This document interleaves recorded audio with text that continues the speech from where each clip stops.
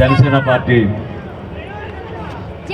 జిల్లా అధ్యక్షులు చిన్నబాబు గారికి, స్థానికంగా ఈరోజు మనందరినీ ఇక్కడ ఆహ్వానించి చక్కటి ఏర్పాటు చేసిన మన రాజు గారికి, ఇది ఉంగుటూరులో మొట్టమొదటిసారి నేను మీ అందరితోటి కలుసుకోవడం, ఇంత ఉత్సాహంగా ఒక పండుగ వాతావరణంలో జనసేన పార్టీ బలం ఏంటో చూపించిన ప్రతి ఒక్క జన సైనికుడికి, మన వీర మహిళలందరికీ కూడా పార్టీ అధ్యక్షులు పవన్ కళ్యాణ్ గారి తరఫున, జనసేన పార్టీ తరఫున మనస్ఫూర్తిగా మిమ్మల్ని అందరినీ కూడా నేను ఈరోజు నమస్కారాలు తెలుపుకుంటూ ఈ కార్యక్రమంలో ఈరోజు పాల్గొన్నాం. ప్రధానంగా మన పార్టీ క్రియాశీలక సభ్యులు ఎక్కడైనా ఆపద జరిగితే ఆ కుటుంబానికి పవన్ కళ్యాణ్ గారి తరఫున, జనసేన పార్టీ తరఫున మనం వాళ్ళని ఓదార్చడమే కాకుండా 5 లక్షల రూపాయల ఆర్థిక సాయం పవన్ కళ్యాణ్ గారు పంపించిన చెక్ని ఆ కుటుంబానికి అందించి, శ్రీమన్నారాయణ గారు గతంలో పార్టీ కోసం చిన్న మధ్యతరగతి కుటుంబం అయినా కూడా ఏ కార్యక్రమం అయినా సరే నిండు మనసుతోటి పార్టీ విజయం కోసం, పవన్ కళ్యాణ్ గారి కోసం ఆయన నిలబడ్డారు.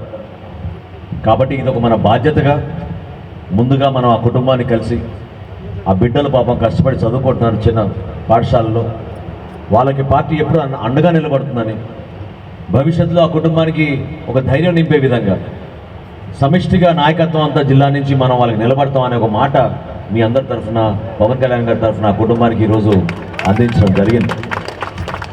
అది మన సంస్కృతి, మన సాంప్రదాయం, మన గౌరవించుకునే విధానం. 40 సంవత్సరాలు కొంతమంది పరిపాలించారు, 30 సంవత్సరాలు కొంతమంది పరిపాలించారు.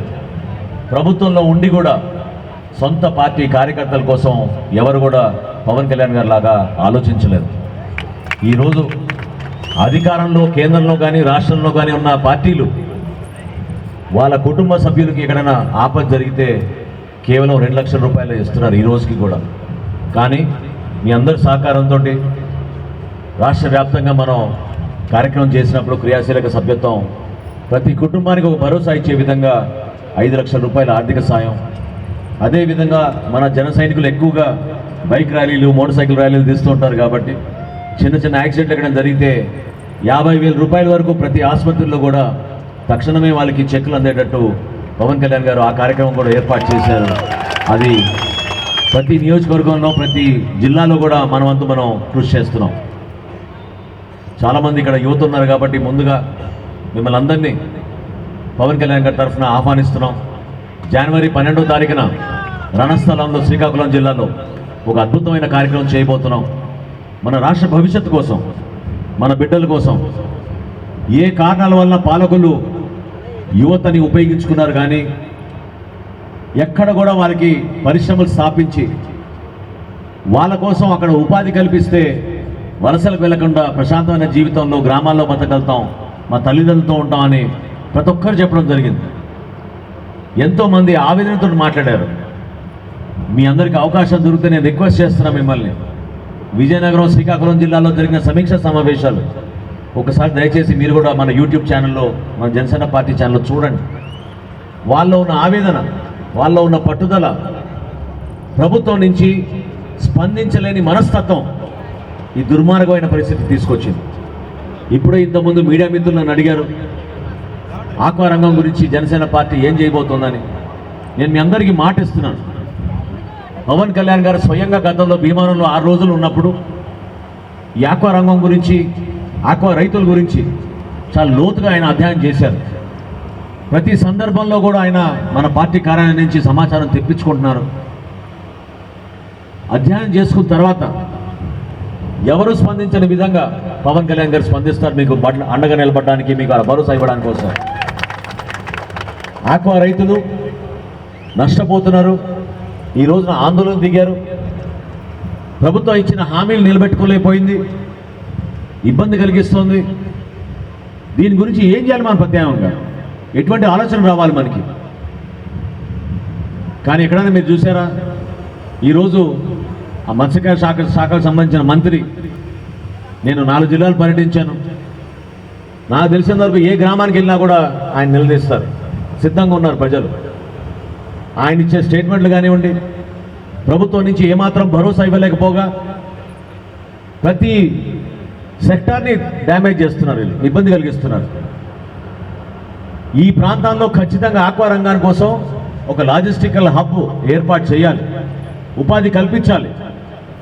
ప్రభుత్వం ఈ రంగాన్ని కాపాడే విధంగా కొన్ని ప్రోత్సాహకాలు చేయాలి, సబ్సిడీలు ఇవ్వాలి.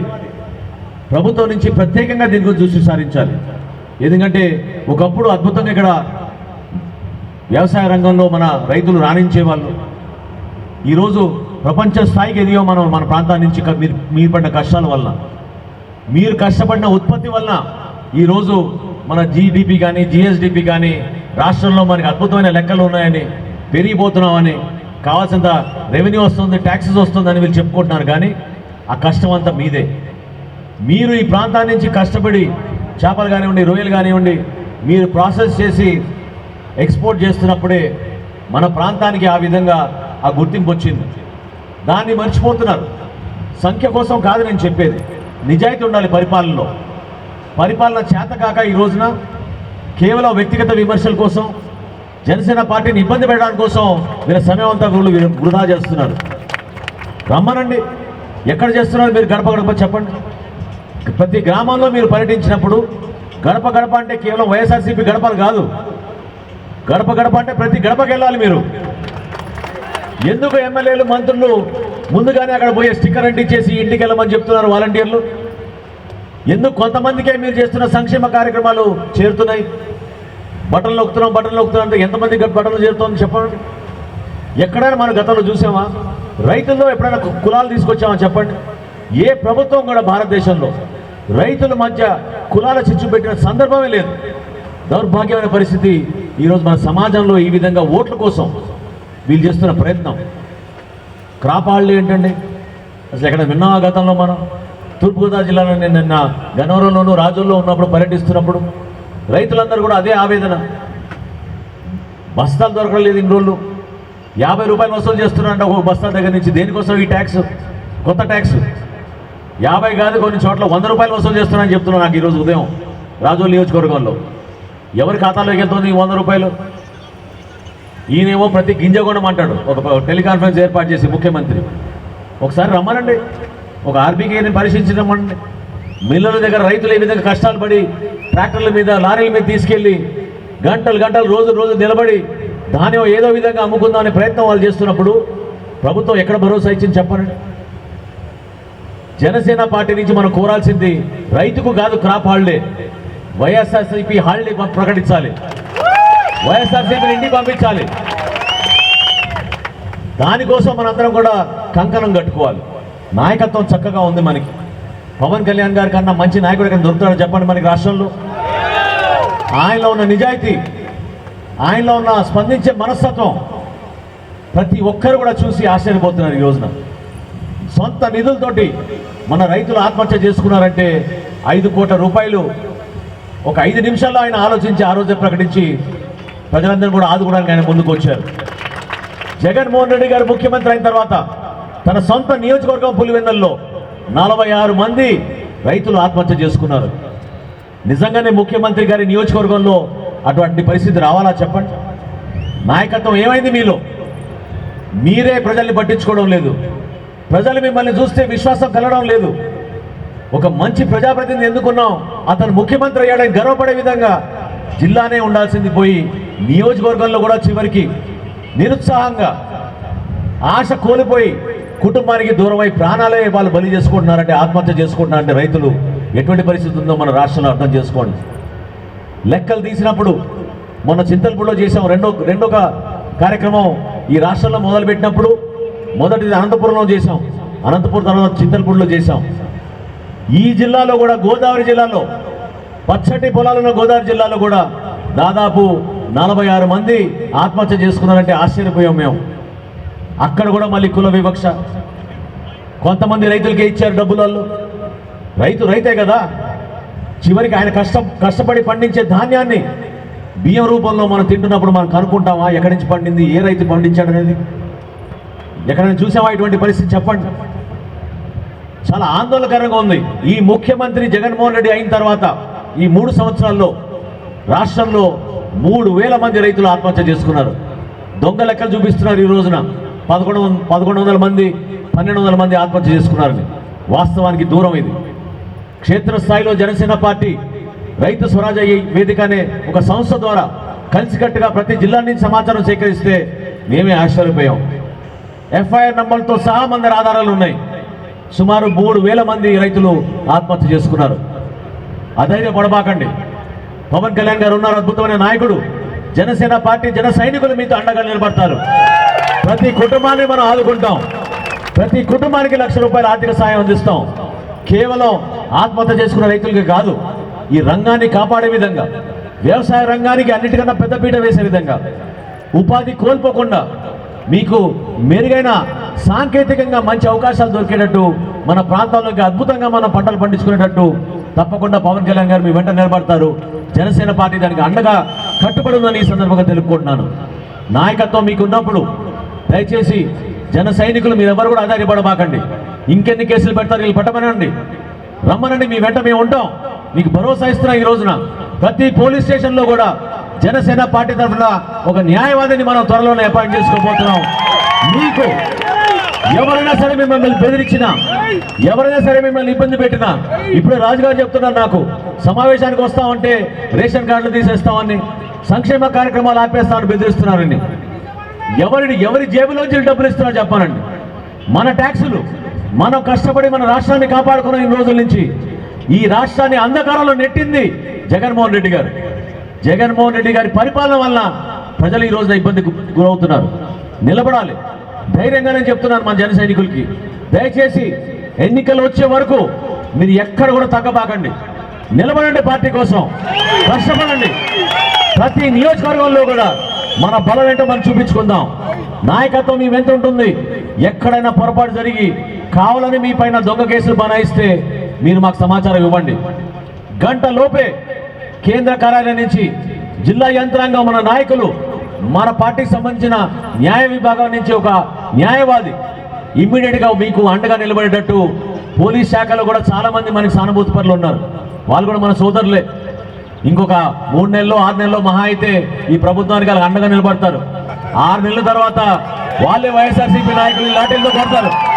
ఖచ్చితంగా కొడతారు వాళ్ళు. ఎందుకంటే వాళ్ళు కూడా తట్టుకోలేకపోతున్నారు ఈ అవమానం.